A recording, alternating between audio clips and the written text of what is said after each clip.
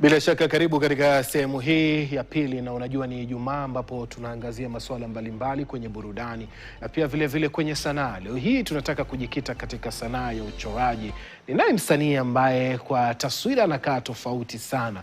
Najua unaweza jiuliza wachoraji kutoka Samburu wamefikaje paka Nairobi katika studio za KTN kuhojiwa. Ni safari ambayo kama unajiuliza tutakuwa tunaitafutia majibu yake, kwa sababu wengi wanadhana potovu kwamba kutoka maeneo kama hayo basi kujifunza talanta kama hii inakuwa vigumu, lakini yeye ameweza kukaidi yote hayo na kufikia ndoto zake, na leo kila mmoja anamfahamu Samburu Mchoraji. Samburu Mchoraji ni nani? Ametoka wapi? Ametoka Samburu maeneo gani? Ametoka Sirkan ama ametoka Wamba ama ametoka kule katika eneo la Maralal, pale ndio town?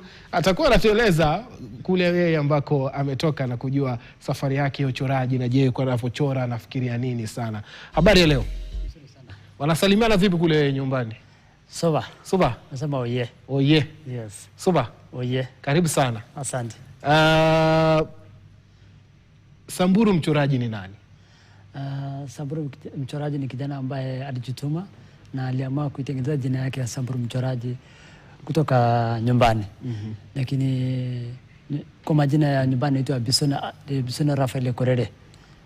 Bisona Rafael Korere. Rafael. Mimi acha nibaki kwa Rafael. Rafael. Hiyo jina ya ubatizo. Hiyo ndio jina ya ubatizo. Lakini kuna wengine wanasema majina ya ubatizo ya wazungu bwana. Mimi nataka, kama jana mwenye amenibeba kwa taxi ikienda nyumbani alisema mimi majina yangu nataka kuitwa tu Musembi hivi, hataki kuitwa majina ya wazungu. Majina ni mengi, kuna Lemayan, kuna Lekishon. Kuna majina ni mengi ya nyumbani sasa. Ile unapayana kwa nyumbani. Kuna Letepa, kuna Parikiji.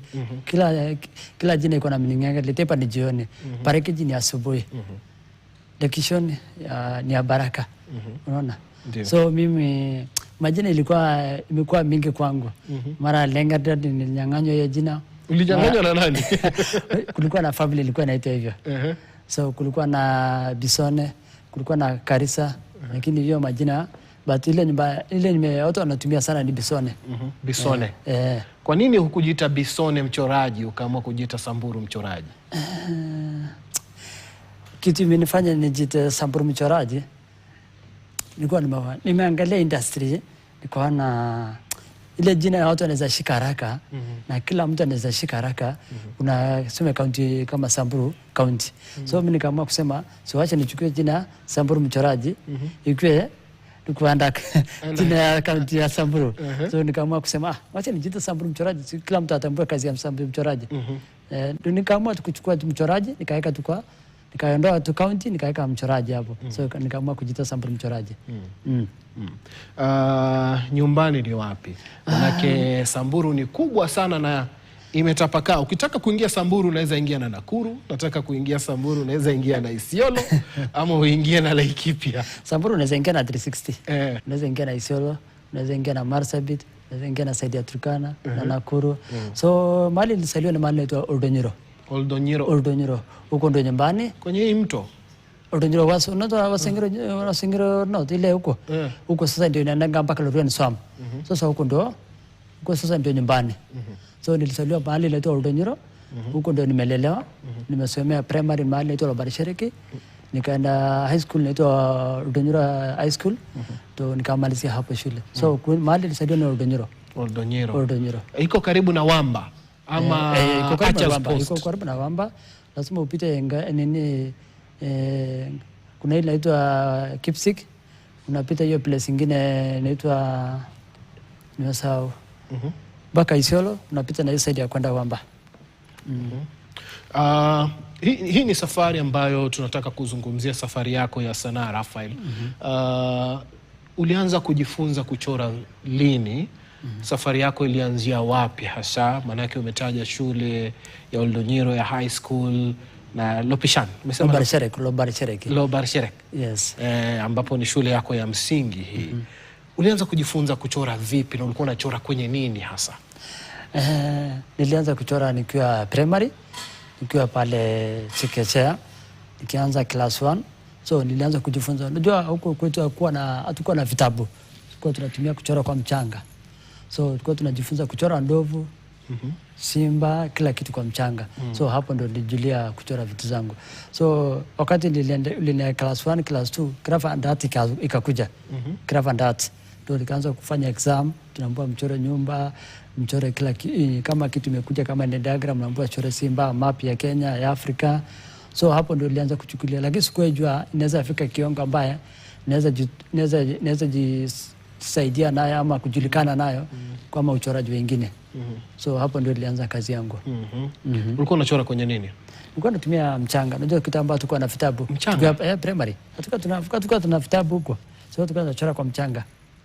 So before tuanze kupanda level, kiingia class 1 uko na kitabu.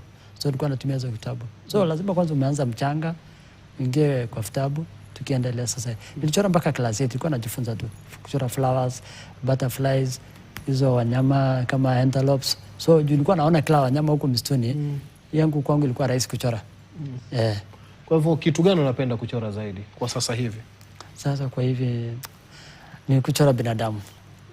Hiyo ndio realistic yangu, kuchora binadamu na maybe nature.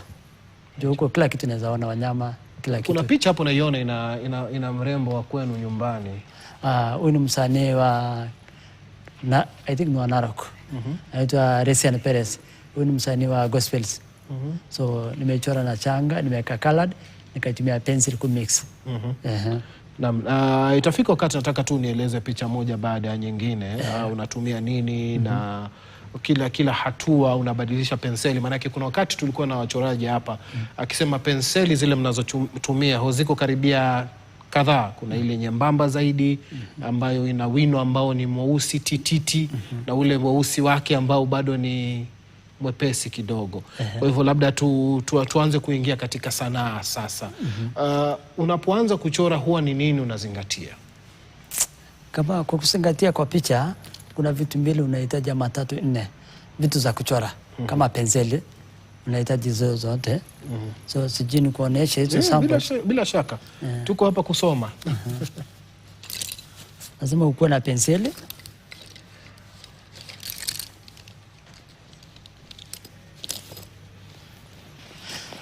Tuko na penseli hapa. Na kila penseli iko na type yake. Ya lebo yake. Ndio. So hii ni kama inaitwa nini?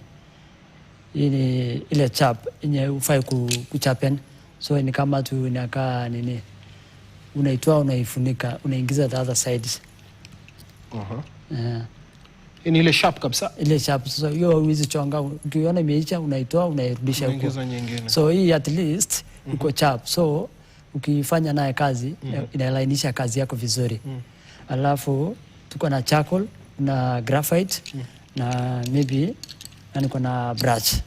So charcoals kama hii kuna soft. Hii ni wanja. Lakini ni charcoal. Lakini soft. Kule kwetu watasema ni wanja ile unapaka kwa macho. Lakini hiyo ni kama makaa.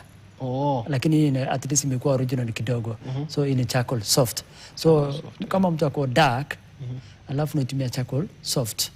Unaona? Alafu tuko na hard. Ile inafanya kama ngozi ni ngumu, unaitumia hard hiyo charcoal. Ngozi ngumu unamaanisha nini sasa? Ule mtu ngozi imekauka. I think naona yangu iko light kama yako. At least hiyo natumia graphite. Sasa katika hizi picha ziko hapa nyuma ni kama gani pale ambako tutatumia kama hili koti? Kama koti sasa. Hii koti nyeusi. Ndio natumia charcoal. At least kuileta hiyo fitness ya kala yake. Alafu huni Esther Passaris. Esther Passaris.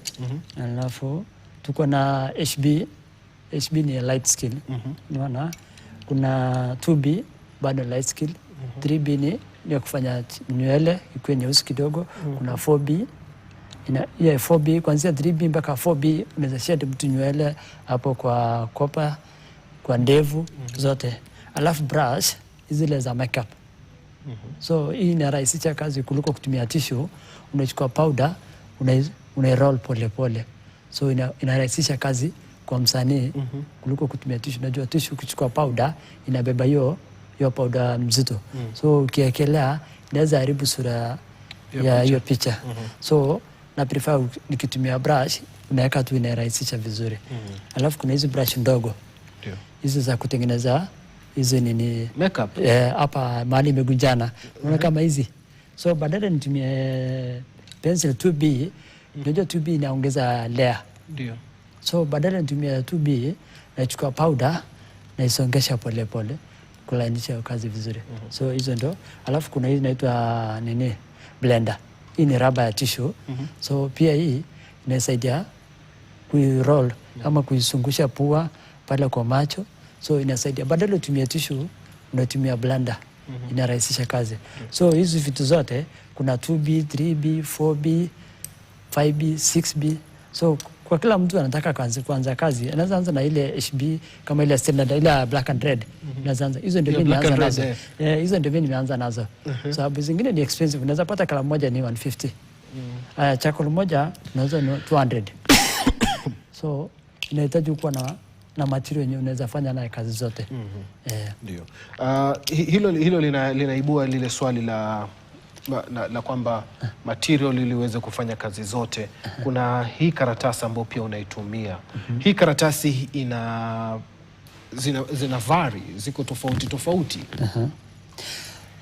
Wakati mimi nilianza uchoraji, nilikuwa natumia karatasi ya photopaper. Unajua photopaper? Kale ulikuwa unaprintiwa picha pale kwa studio.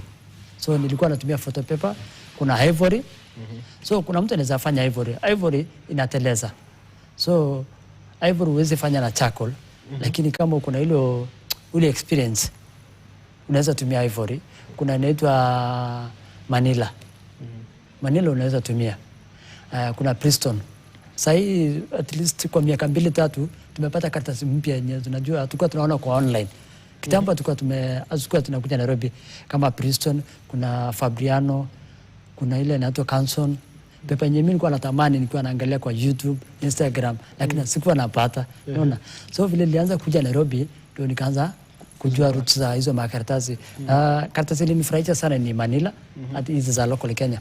Manila, at least ukiwa na experience unaweza fanya. Hizi za green na yellow hizi? Yes, lakini kuna white. Hiyo ndio mzuri. Hizi zenye tunaambiwa tupeleke shule kila term. Ndio. Ndio natumia kuchora. Hiyo ndio natumia kuchora. Hii lakini si Manila. Hii sio Manila. I think ni nini? Hii ni Canson. Kwa nini hii saa? Kwa nini ukaamua kuchora hii saa? Wanasemanga, I think nilikaa kwa nyumba siku moja nikasema nataka kuchora hii saa kwa sababu kuna wazungu huwa wanaadmire kazi yao ama huwa wana inspire. So nilikuwa na mzungu mwingine anafanya kuchora saa kila wakati. Kazi yake anachora saa. So nikasema si hata mimi nijaribu. Unajua kila kitu ni kujaribu na kujiamini. So nikaitamani nikasema wacha nichore hii saa nione kama level yangu imefika wapi. Ni nini nahitaji kuongeza ama kuongeza, ni nini nahitaji kununua ama nini, ndio nikafanya. Hiyo nilichora for 3 days. Hii ni 4. 3 days. 3 days. Si ni simple bwana. Inakaa kuchora tu na dakika moja hivi umemaliza. 3 days. Lakini angalia, hii ni 3D, lakini angalia hizo lines. Lakini ukitaka kazi mzuri lazima ukuwe very patient. Nataka nikupe hii unieleze. Maana kuna vitu navitaja mimi naona hata sielewi na nini. Umesema 3D, niangalie lines. Kwa hivyo kwenye mchoro nafaa kuangalia nini wakati naenda kununua ndo nijue huu ni mchoro wa 2D, wa 3D, ni uko na deep pains gani? Maana kuna vitu kama vitatu umevitaja ukielezea hiyo saa. Kwangu mimi naona ni mchoro tu wa kawaida, lakini umesema hiyo ni 3D. Hii ni 3D. Before uanze kufanya kazi, unaangalia vitu zote yenye ziko round. Kama nikifikiria niseme nikuchore wewe, lazima niseme ni nini nahitaji. Kitu ya kwanza, kuna kitu inaitwa sketch. Ukitaka kuifanya kitu lazima kuna sketch. Sawa? Ya pili, kuna material zako yenye unahitaji kutumia. Lazima ziko hapo. Ya tatu, ni ile time yako yenye utachukua kwa hiyo kazi. Ndio uweze kuitoa kitu mzuri hapo. So lazima kuna sketch, material na time. Unaona? Alafu ingine ni kuwa na ile correction. Lazima ukiangalia kazi yako kama kuna mahali umekosea usiache hivyo. At least ikuwe unique. Hata kama umekosea lazima ucorrect pole pole. Lakini lazima usingazie vitu zote. Time, shade, material na sketch. Ndio kila kitu itoke unique. Na hiyo sasa ndio ina combine kila kitu ndio utoe kitu kama hiyo. Siku 3 mzima ukawa unachora saa hii? Nikichora saa hii. Sababu unajua ni patient, lazima kuwe patient ndio itoe kitu unakuwa unataka. Na kitu unajua ukiamua kuichora, sio kuichora juu unataka kuiuza ama nini. Kuna ile detail unaitafuta. Unajua kuna mtu anaweza ona yaseme nimetamani.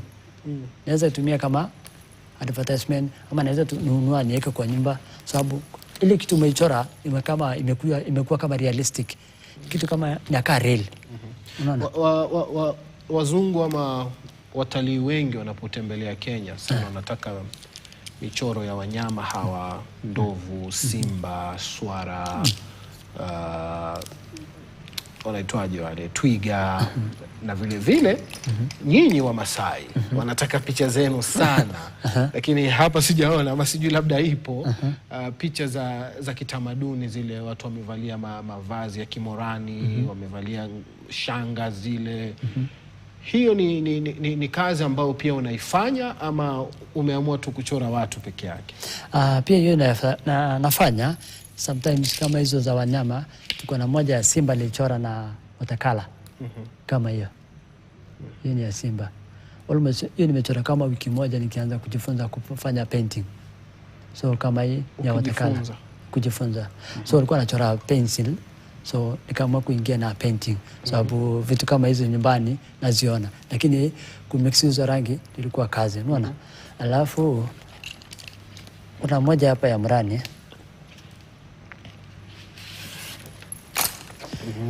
Sasa ndio inaitwa hyperrealism arts. Unaona kila detail.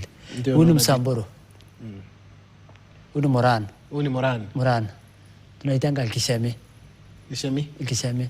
Ni edge stage yangu sasa yenye mimi niko sasa. So unaona hizo details zote. Na hii picha ilichukua for 5 months. Nichora for 5 months. Patient tu pole pole. 5 months umekaa kwenye picha moja. Nikichora tu pole pole. Kesho naweza chora hapa, kesho kuta. Unaona inakaa real. Kila details. Na kila nimemix charcoal na graphite. Na nimetumia kitu inaitwa grading. So grading inakusaidia kuleta correct proportion ya picha. So hii picha nilichora for 5 months. Almost now iko na 2 years. So hii ni culture yetu. Hii ni heritage ya Samburu. Kuna Kishemi, kuna Kiseku, ikienda. So for me niliona nikiendelea kufanya watu, kwa nini nisirudi culture nyumbani, nifanye mambo ya arts za culture zetu yenye zimepotea kitambo. Na nikakuja na idea yenye nilikuwa nikasema kuliko nifanya art peke yake, wacha nifanye project ya gallery yangu inaitwa Bisone Art Gallery. So Bisone Art Gallery. Sasa ndio nimetumia jina langu sasa. Nilikuwa nasema. So jina langu inaitwa Bisone Art Gallery. So ukisearch Facebook, Instagram utapata. So nimekuja na project inaitwa Bisone Art Gallery kuileta mambo ya culture ya kitambo yenye imepotea. Zingine lazima nipigie story, nichore, nikuje sasa realistic. So hii ni ya Kichemi. Ndio sasa ndio nikaamua kuichora hii kama project yangu ya gallery. Huyu ni mtu wa kweli, maana naona umechora mpaka tuseme kovu ambayo wako nayo hapa. Hizo alama kama chale zile ambazo wanachanjwa wengine wakati wa masuala ya kitamaduni. Baskio, hii shanga ambayo hii inavaliwa na wanaume najua hii ya aina hii. Unaona kama hii sasa, hii generation tuko nayo sasa hii, hawafai wameipunguza sababu wengi wameenda shule. Unaona. So ikirudisha back to kazi yangu kwa art, naweza ileta vitu kama zenye zilikuwa nafaliwa kitambo. Unaona. So kama hizi unaona bado ziko hapa, lakini kama hii imeisha sasa. So mimi nikaamua kuchora hii, at least ikirudisha back to society, wataanza kufikiria tulikuwa tunavanga hivi. Babanga hakuwa anavaa hivi sababu haikuwa na hizo shanga zao, zilikuwa ndogo. Unaona. Sababu life ilikuwa inaenda kuchange. So nikakuja na idea gallery. Alafu kuna nyingine moja ya kibuyu ya maziwa. Sio kama ulishaona ya kibuyu. Iko hapa ile ya maziwa, ile tunakamulia ng'ombe. Mnakamulia na ng'ombe. Ile mnakamua mnaweka ndani.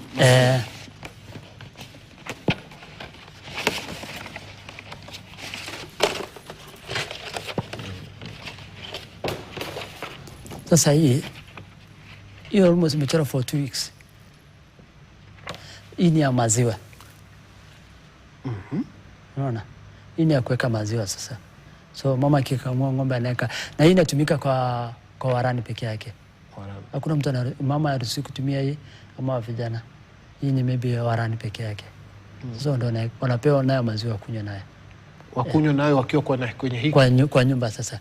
Sio mtu yote atapewa kunywa. Maybe mgeni anaweza pewa sababu ni mgeni, lakini kila kibuyu iko na specific. Sasa hiyo ndio project nafanya. Zingine bado naichora. Za kuna mama, kuna ya vijana, kuna ya wazee. So hii nimechora ya warani. So bado kuna ya mama, ya wazee. So hii ndio tunatumia nayo kama maziwa. So mimi nishaitumia hii sasa. Lakini sasa wakati yangu imeisha, sitatumia hii. Mandugu zangu ndio watakuwa wanatumia hii sasa. Unadhani, manake umekuja na nukta moja nzuri sana. Mila zetu na tamaduni zetu, hususan tamaduni kama ya Msamburu, na pia ujue tamaduni ya Msamburu iko mahali pia inagongana na tamaduni za Masai. Yes. Vipi unaitaka kuilinda tamaduni ya Msamburu? Kwangu nilitamani kulinda sababu kama singejitokeza kuwa mchoraji, hatungeona vitu kama hizi, hatungepata vitu kama kibuyu, unaona. Sasa nikasema kuliko niendelee kuchora watu ama kuliko kukimbizana na watu, kuchora watu kwa mashow, kwa event, nikasema wacha nikuje na idea ya project ya kusaidia gallery yangu, ya kuleta vitu za culture za kitambo na pia ni protect culture yetu. Wasikuwe wazungu wanakuja wanatupiga picha, wanaipeleka, wanasema hii picha ni ile generation. So kwa nini mimi nisitumie nafasi kama hii kuileta kwa talent yangu, nipeleke kwa jamii? Sababu nikipeleka hii picha huko nyumbani, kuna mtu hawezi kumbuka. Until mpaka uoneshe sema hivi ndio ilikuwa tunafaa. Lakini hizo details zao zimepotea. Sababu kuna vitu kama hii sasa nafaa kuchora ingine ya detail za rangi. Ndio mtu asema hivi ndio tulikuwa tunafaa. Unaona? So nikasema kuliko culture ipotee, wacha nirudishe kwa talent through art na niweze kutafuta support kwa county ama kwa anyone aweze kusupport hiyo project yangu ndio niweze kuilinda. Pia wale watoto walikuwa wamezaliwa Nairobi mjini, hawajui vile tunafaa. Hawajui life ya culture nyumbani. So nikasema wacha nifanye ikuwe kama studio kubwa. Ndio mtu akikuja na learn generation ya kitambo na yenye iko sahi. Ndio mtu aweze kusema hivi ndio ilikuwa baba yangu alikuwa anavaa, hivi ndio watu wanavaa sahi. Ndio mtu akienda nyumbani usiambiwe ni Photoshop ama nini, unajionea kwa art. Ukienda nyumbani unasema hivi ndio watu wanafaa. Unaona? So hiyo ndio kitu kwa natamani kufanya. Nimeingia mtandaoni nikitafuta shanga wakati mmoja, unaona zimetengezwa 3D nyingi sana zipo kwenye mitandao.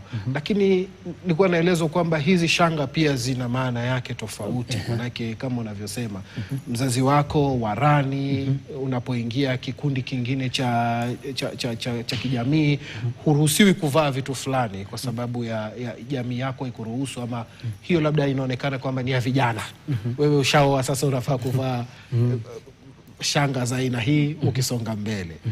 Tamaduni zetu zipo katika athari ya kupotea pakubwa sana, na wewe umeamua kuzilinda kupitia sanaa hii ya uchoraji. Wanaipokeaje wakazi kule Archers Post, Samburu, Isiolo, Laikipia, wanaipokeaje kazi kama hii? Naweza sema at least umekubali. Naweza sema wameanza kukubali talent. Sababu sasa hivi ukiangalia like 2 years ama 3 years ago hata iko inajulikana sana. Tangu jina ya Samburu julikane, Samburu mchoraji, ndio wamesema huyu ni yule anachora watu, lakini tunataka kujua ni nini ya maana ndani yake. Sasa ndio maana nikakuja na idea kama hii, ndio niweze kuprotect culture yetu. Sababu mimi nikienda nyumbani saa hii, mamangu haifai ama msana yote harusi kufaa hivi. Unaona? Ama msana, kuna watu sana harusi kufaa hivi. Kuna vitu vingine kama hizi. Kama ni wanaume ni wanaume. Kama ni wasichana wanavaa ile kama hizi. Na ile shanga hao kubwa kama yenye nimechora hapo.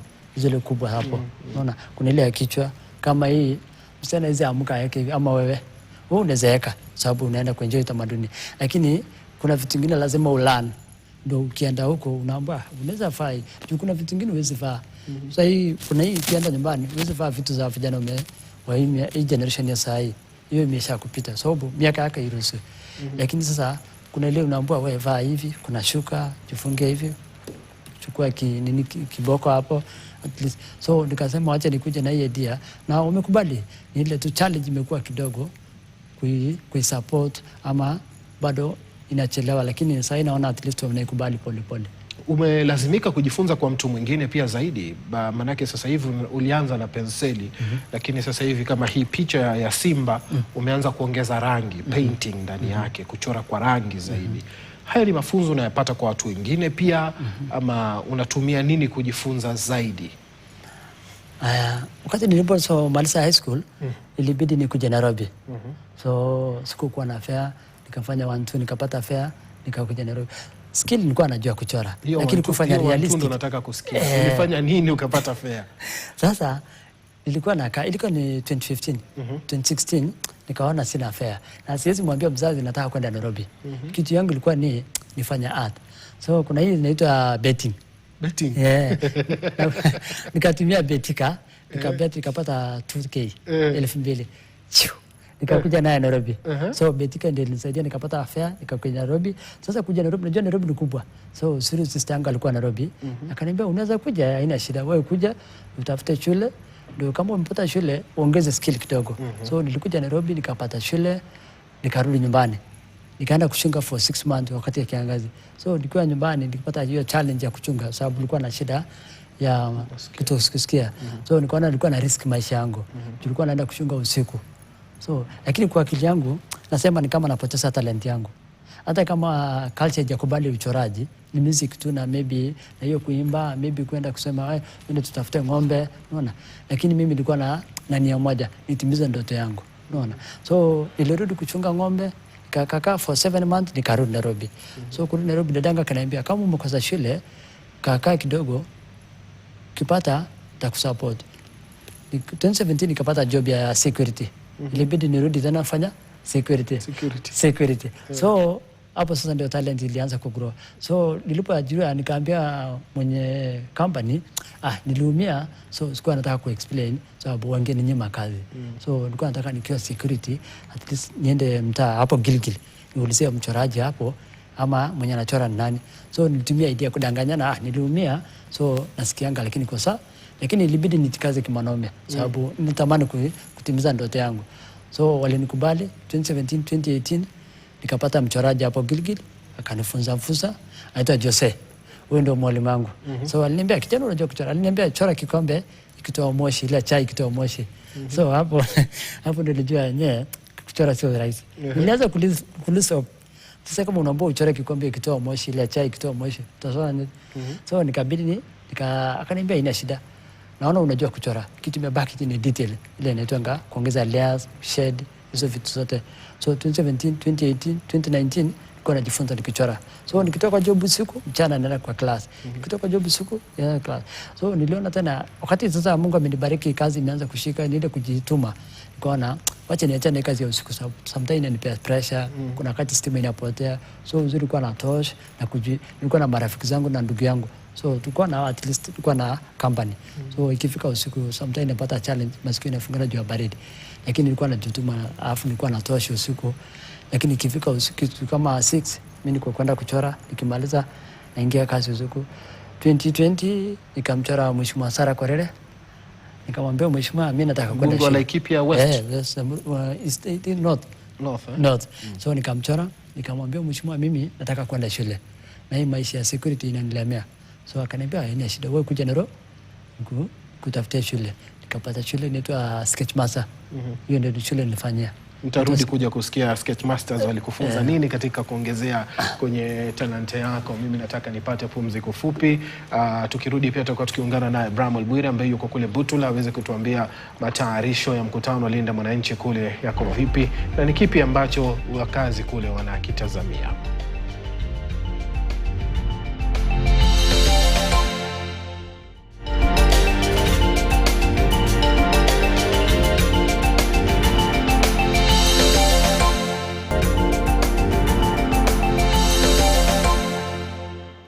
Bila shaka tuko na dakika 18 hivi tuweze kumaliza mjadala huu, lakini kabla ya kumaliza tutakuwa tunaelekea pia kule katika eneo la Butula baadaye kuzungumza naye Bramwell Bwire kuhusiana na safari ama msafara wa ziara ya Linda Mwananchi ambayo inazuru eneo hilo la Butula, vile vile inatarajiwa kuelekea Kakamega.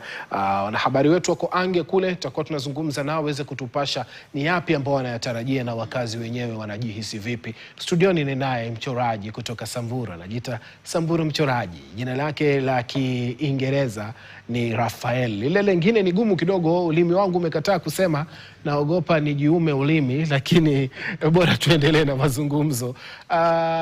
Umeniambia kufika mahali ulifika Skechers, ukajifunza zaidi, manake umezungumzia kuhusu layers, kujua kuweka makeup, manake umeelezea mwanzo kwamba ukitumia tissue inaharibu, kwa hivyo inahitaji wewe umejihisi kutumia brush ndio bora zaidi. Ndio. Skechers ilikupa kitu gani tofauti ambacho unahisi sasa hivi kimekubadilisha na kukufanya kuwa msanii wa uchoraji ambaye umefikia sasa? Sketchmaster imenipea challenge moja. Wewe sio peke yako ndo mchoraji. Tuko wengi. So nilijipata nikidhani mimi ndio ndo mkali. Nikajikuta bado niko na process. So Sketchmaster nimelana vitu mingi na pia imegrow sababu nimejua vitu mingi. Kama kufanya grading sikuwa najua. Kuchora picha kama A1 sikuwa najua. So nile kitu kwa naonanga tu online. Lakini vile ni join Sketchmaster nikalana vitu mingi. Jinsi ya kushade, jinsi ya kutumia charcoal. Kama kuna kitu nilikuwa naogopa kutumia ni charcoal. Nilikuwa napenda graphite. But niliingia Sketchmaster, nilifanya for 6 months. Nilifanya for 6 months hiyo course. So nilijua kuchade, kufanya shading, kutumia painting. Hapo ndio nimelana painting. Jinsi ya kufanya mix ya rangi ya sura ya binadamu. Hizo marangi zote za primary, zote nilijifunza hapo Sketchmaster. Na pia at least nikalana na nikapata artist wengi ukiwa hapo, tukakuwa combination. So ukilani skill, kuna mtu akona type yake skin hivi, hapo ndo nilani kila kitu, ndo nikaendelesha talent. At least Sketchmaster imenifungua akili na nikajua siko peke yangu. Na sijioni kama niko the best, kuna wale wengine. So hapo ndo nilani na nifanya for 6 months 2021 nikamaliza.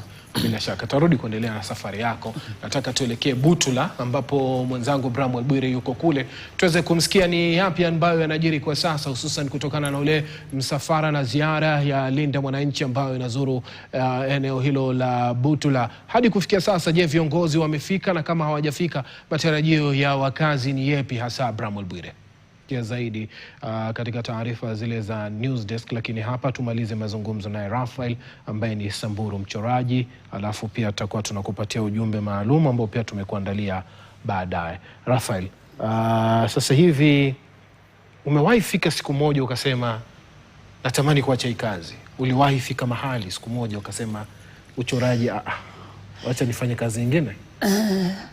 Nilikumbuka nilipomaliza shule 2021, kazi ikakuwa ngumu kwa sababu talent naijua, kila mtu wanajua mimi ni mchoraji. Ndio.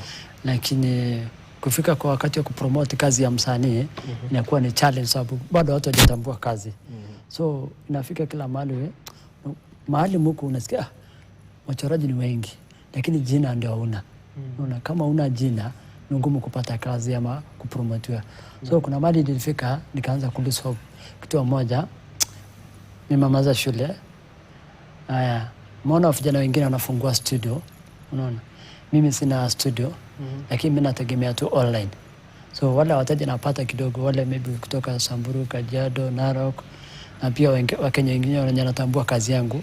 Inakuwa ni ngumu kueleza hii kazi naichora hivi, nauza na hii bei, na naitumana aje. So challenge ikakuwa ni hiyo. Ya pili, nilikuwa na shida ya masikio. So kucommunicate na watu ama kwenda kutafuta place ya kushowcase kazi kama hizi mahoteli.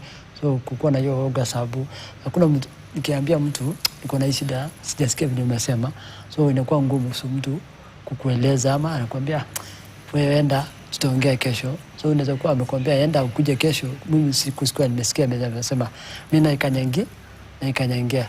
So nikajipata kwa hiyo situation ya pili. Ya tatu ni ile nikitamani kuwa na studio yenye najua client akikuja inakuwa rahisi kucommunicate. Kuliko kwenda kutafuta kazi kwa ofisi nikiwa na shida, unaona, ilikuwa ngumu. So process yangu ilikuwa ni kutafuta machine. Na kupata machine ilikuwa ngumu.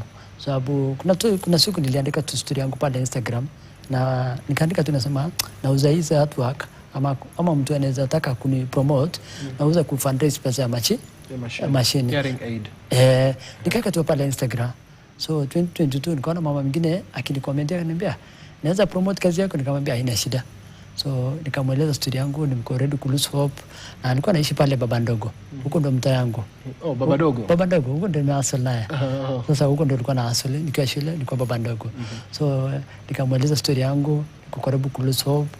Kitu kingine nahitaji mashine ndio ikuwa rahisi communicate. Hata kama nilikuwa niache art, naweza rudi job security. Sababu kusikia itakuwa rahisi. So nikiwa na mashine niko ready. So hii shida ya masikio umeirudia ukirudia ni shida ulizaliwa nayo ama ilikuja kukupata baadaye katika maisha? I think mimi nilijipata nayo. Oh, nilijipata. Lakini sasa sikueleza mama nilijipata nayo ama nilizoea. Niambia tu nilijipata tukiwa mdogo. So ndio singeweza kuuliza maswali mengi. Sababu maumbile ya Mungu huwezi complain, huwezi laumu. Mimi nashukuru at least naweza ona, naweza tembea, naweza sikia kidogo, naweza communicate na mtu. At least hii imenipea challenge nikiwa shule, lakini kwa mafikiri yangu nilikuwa nasema tu nifanye shule. So huyo mama akanitea. Hii ilikuathiri pia shule. Iliniathiri shule sababu walimu walipokuwa wanafunza hawakuwa wanaelewa shida yako ni gani wakati ule. Hawakuwa wanaelewa. Alafu unajua kuna time ilikuwa inafika mwalimu tu anasoma. So mwalimu akiendelea kusoma, unajua kuna ile watu wanaandika. So mimi nilikuwa na msaidizi wangu, yeye akiandika nilikuwa na hii maisha ni ngumu. Juu mimi namtegemea yeye aandike ni copy. Sababu mwalimu akisoma tu program akili imeenda. Hata kama hata alikuwa anakaa mbele, lakini akili kwa inashika. So akili yangu ilikuwa nasema tu sasa nimaliza tu high school niende kufanya art. Hiyo ndio kitu the best. So 2022 ni mama akaniambia ningependa kupromote kazi. Nikamfanyia kazi, akaniambia kitu moja nataka kuona shida yako ni gani. Nikamweleza, akaniambia uende hospitali ufanywe hizo check up nini. So huyo mama alinisaidia. I think nimfune pina na sijamuona. Aliona tu kazi yangu. So nikaenda Aga Khan. Huko nilifanyia kila kitu. Wakaniambia shimo imetoboka, so unahitaji kufanyia operation ama mashine. Nikasema hapana, sitaki operation, acha nitafute mashine. So mama akaniambia ana shida, atakompensate kila kitu. Nikasema ina shida. So communication ikakuja ikapotea. Lakini nashukuru Mungu sababu nilema nisaidia, njia nyingine ikafunguka. So 2024 nikaanza kuchora viongozi, pia nikachora Sara, nikachora Mwenda Trainera. Huyu sasa ndio amenisaidia mashini. Jo nimchora nikampea gift, nikamwambia mimi nafanya fundraising ya gallery yangu, Bison Art Gallery. Nataka kufanya art ndio nikuwe close na kazi yangu hiyo ya shida. So nikifanya gallery at least niweze kufanya mambo ya culture, niweze kupromote talent na hizo zingine. So hapo ndio nimaliza nikapata mashini kwa hiyo mheshimiwa na nikaendelea nayo. Neno lako la mwisho ni lipi? Neno langu la mwisho, nashukuru sana kwa kunipa platform kama hii. Karibu sana. Na nimesema asante. Na kwa wale wanataka kupromote kazi yangu, wanaweza ingia pale TikTok Samburu Mchoraji, Instagram Samburu Mchoraji, Facebook Samburu Mchoraji. Wale wanataka kujua sizes zenye nachora, naweza waonesha moja mbili before niende. So ini 2 size. Nachora na 10,000. 10,000. A3, A4 nachora na 5,000.